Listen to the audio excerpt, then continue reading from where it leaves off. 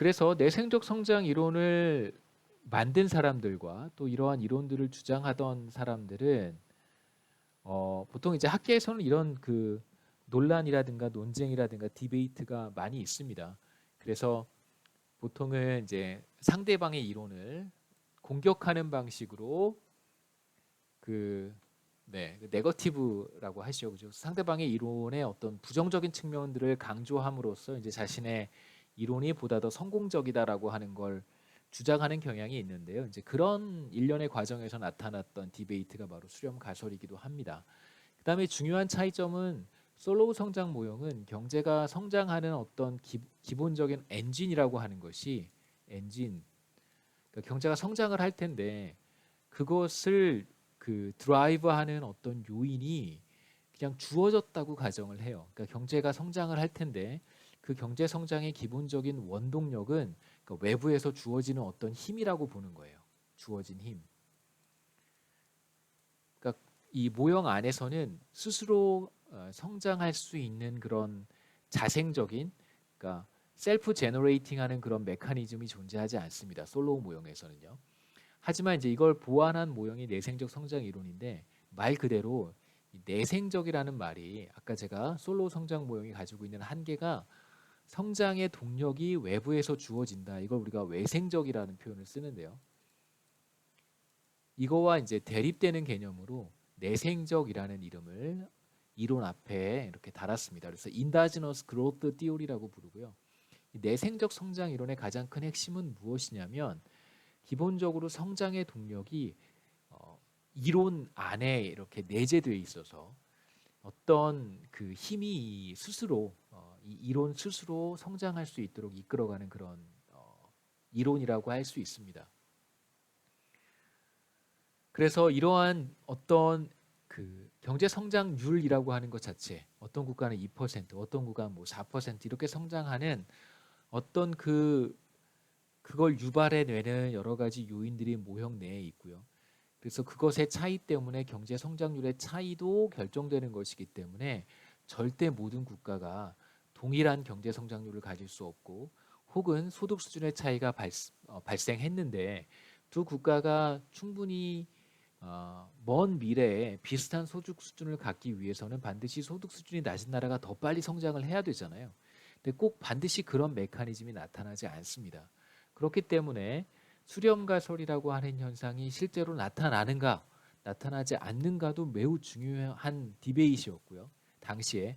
왜냐하면 수렴가설이 실제로 관찰되느냐 관찰되지 않느냐에 따라서 어떤 이론이 더 설득력이 있는가를 판가름하는 결정적인 역할을 했기 때문에 그런 것입니다. 다시 말씀드리면 솔로우 성장 모형은 기본적으로 모든 국가들이 비슷한 소득 수준으로 수렴한다라고 하는 이론적 그 결과를 보여주는 모형이어서요.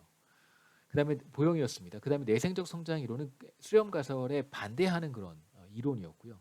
자, 그렇다면 우리가 어떤 이론이 맞는가, 어떤 이론에 손을 들어줄 것인가를 판단할 때 우리는 무조건 데이터를 봐야 됩니다. 경제학에서 어떤 이론과 어떤 가설과 어떤 학설이 맞는가를 판단하는 가장 기본적인 자세는 데이터를 확인해 보는 건데요.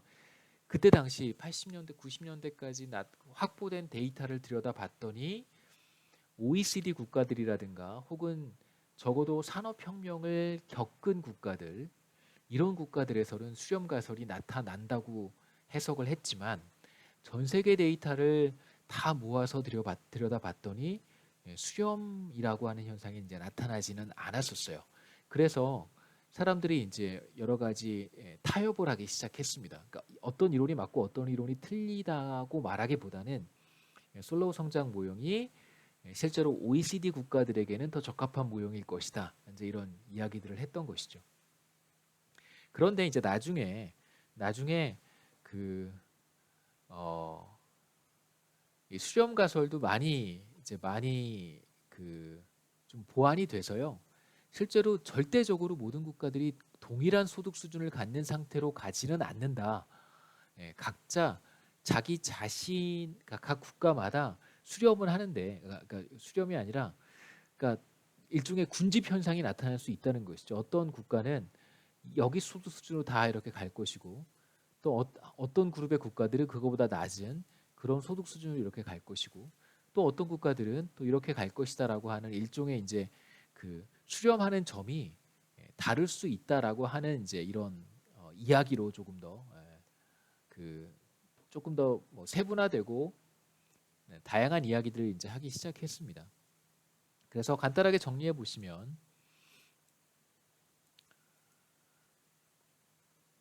지금은 잘 사는 나라와 못 사는 나라, 앞으로 잘 살 것 같은 나라와 그렇지 않은 나라들로 이제 구분이 되지만 언젠가 충분한 시간이 흐르면 뭐 200년, 300년 이렇게 지나면 모두 비슷한 정도의 생활 수준을 갖게 될 것이다라고 하는 게 이제 수렴 가설의 핵심이고요. 그래서 아까 말씀드렸듯이 자, 이게 바로 절대 수렴, absolute convergence라고 하는 가설이고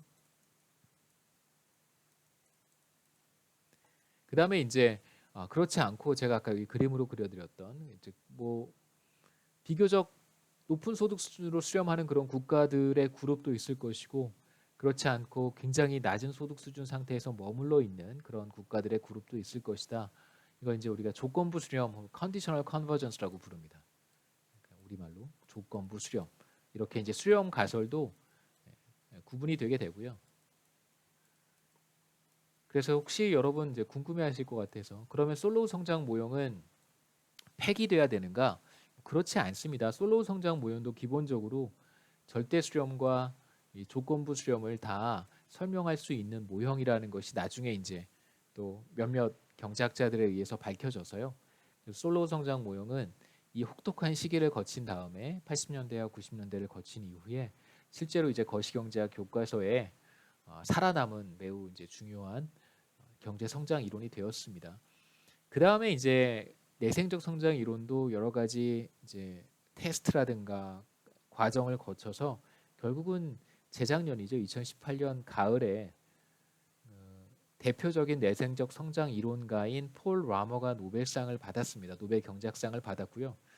이 내생적 성장 이론을 이제 아이디어라고 하는 요소를 성장 이론에 도입한 그런 공로를 인정을 받아서 노벨상을 받았고 내생적 그 사람과 폴 라머와 이제 몇몇 그 성장 이론가들이 만든 모형들이 매우 이제 중요한 성장 이론 중에 하나로 자리를 잡았습니다. 그래서 우리는 이번 학기에 중간 시험 이전에 4장에서 솔로우 성장 모형을 보고 그 다음에 이제 이어서 5장에서 솔로우 모형입니다. 죄송합니다.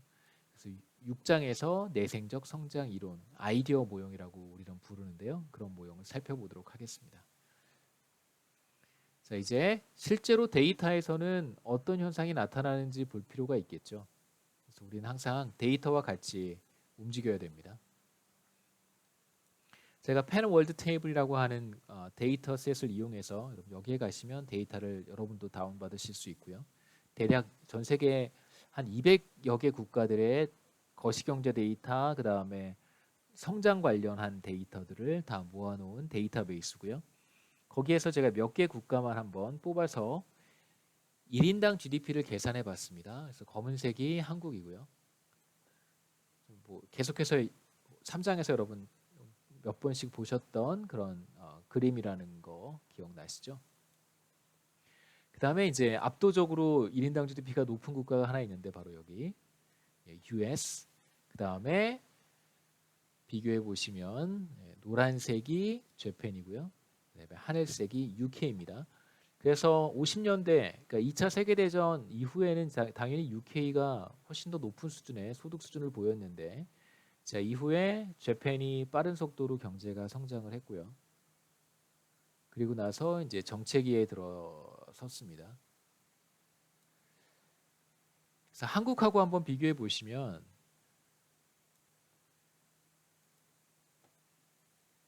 이 세 개 국가의 소득 격차가 사실 별로 크지 않습니다. 재팬, UK, 한국 이렇게 소득 격차가 비록 그렇게 크지 않습니다. 그래서 한때 이제 그 재팬, 일본의 경제가 매우 좋았던 시기, 이 시기죠, 그렇죠? 이 시기에 사실상 이제 미국을 따라잡을 것이다라고 하는 이제 관측도 나왔었던 시기죠. 보시면 왜 그랬었는지 이해할 수 있습니다.